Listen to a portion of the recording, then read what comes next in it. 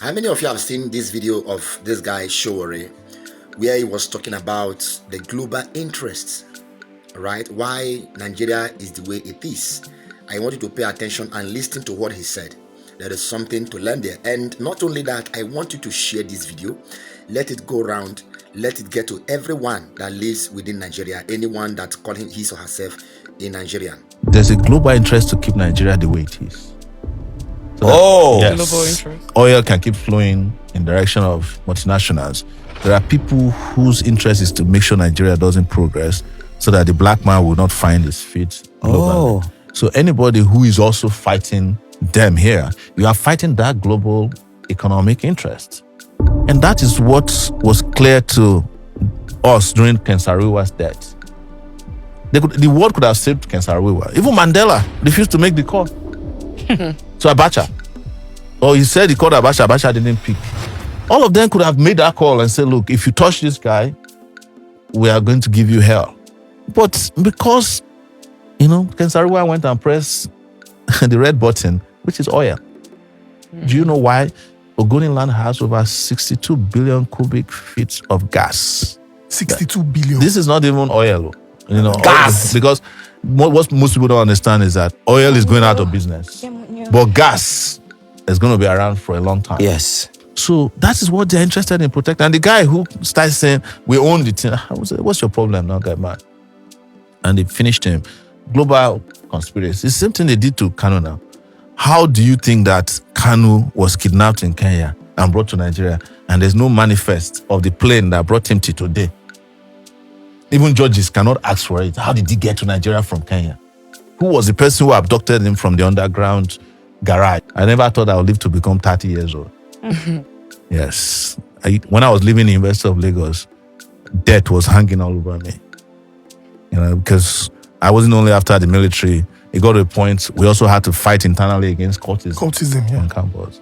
And I was attacked by cult gangs on campus. So, when you open the face of different, enemies, around you. So, but I have lived a life in which I don't even wash my back anymore because it's no longer necessary. I can't protect myself. And I do not believe that anybody can protect And I'm also worried for your family if you're not protecting yourself. How about your family? Because if they don't feel reach you for here, they go feel see reach your family there. No, but you can reach my family. But those ones at least have a general belief that they can be protected by their own government leaders, their own country. When I met Nnamdi Kanu in 2019, he said to me, are you going to Nigeria? I said, yes. He said, are you mad? I just left Nigeria. They came to kill me in my house. They killed 28 people. Wow. And I remember telling him, I said, if you are still doing this Biafran thing, you are not safe anywhere. If you go and ask Tinubu now that he promised you something, he can completely deny that he never promised because he never went to any debate. He did not do any interviews. Not even with his own TV station did he interview with during the election. Do you have any sort of relationship with him, the president? No. If you have a relationship with them, they don't even have to tell people. One of their assistants will put it out. Say, which can she would be that? Common text message where Idris Abdul Karim sent to Koyamo, release them. Just WhatsApp messages where people they take play. Yeah, they don't release them now. Say, which can she would be that we don't see them for our area before now. That's we just conquer so I've only met Tinubu twice in my life. First in 1999, and then the second time was during the Presidential Peace Committee that we had in 2023, where he sat next to me. And then he was. I saw the video. He was struggling to have my program with him, and I said to him because when he came in, he said, President Sowore. I was like, he called you a president. Yes, no, they don't have problem with that. It's what the Yoruba say, they just look at you like these crazy people. Let's call them whatever they want them to call them. And then President he Sowore stretched his hand, not his right hand, but his left hand to shake hands with me. So I quickly, just because if it was photographed, they can say that maybe we are in some kind of secret call together.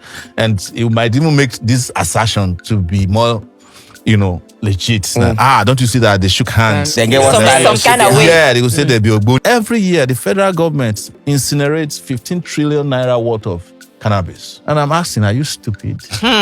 If your budget is 37 trillion and cannabis is bringing 15 trillion, just package it and sell to the people. The half bottle of cannabinoid oil Weed oil is more expensive than crude oil. Yeah? Yes. I'm telling you, you can buy a small one, like the small vial for a vial, as they call it, for $55, and it will be finished in one night. And the barrel of crude now is selling for how much? A whole barrel. Maybe they are $79 now. So, and then you have Ogbese in Ondo State. You have places in Delta State. If you are processing this magic weed, you won't need to be going to Abuja every month to go and be queuing up for the allocations that are not coming. But our leaders don't think. They always think about, like Fela used to say, now burn, now they sweet them pass. Everything, burn it down first. Canada that just legalized, they are making $4 billion in a city. New York is about to legalize, or is legalized partially. The sale of partially they have. Yes, the sale of the license alone has already brought in almost $1 billion. Just the sale of the license alone. So a product like that, or a plant that is such a magic, and you have it, you are blessed with it, you start burning it, and they are very happy to burn it. Yeah. But I'm telling you, anytime you see NDLA burning anything, they are not burning any Igbo. They are burning sawdust. The real Igbo has been transported to a safe place. So you now see the reason why we have different kinds of bandits in Nigeria, different kinds of terrorist group. ISWAP is there, Lakurawa or something like that is there, Boko Haram is there. And you will hear army generals confessing that anytime they arrest Boko Haram, all right, that they will hear a call from Ogap or at the top that they should release the person. And to some of them that they did not release, they will rehabilitate them into Nigerian army. And this thing has been going on for years.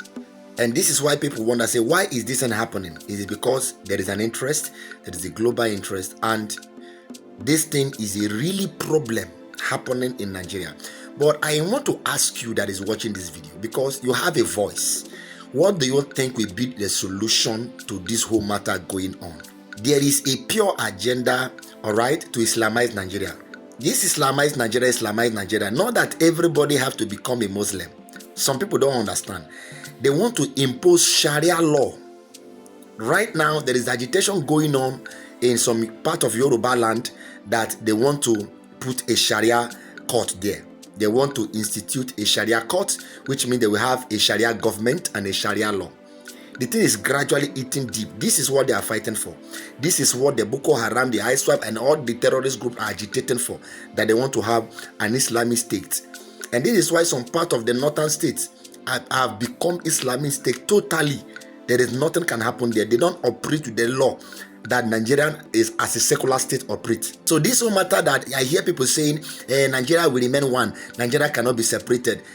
Practically, northern Nigeria are already separated from Nigeria, because they are not operating with the law of Nigeria. They are operating with Sharia law. And this is the same law that they want to institute to go around the whole government. That the whole country begin to have Sharia law, and they are doing this thing gradually. So what do you think that should be done?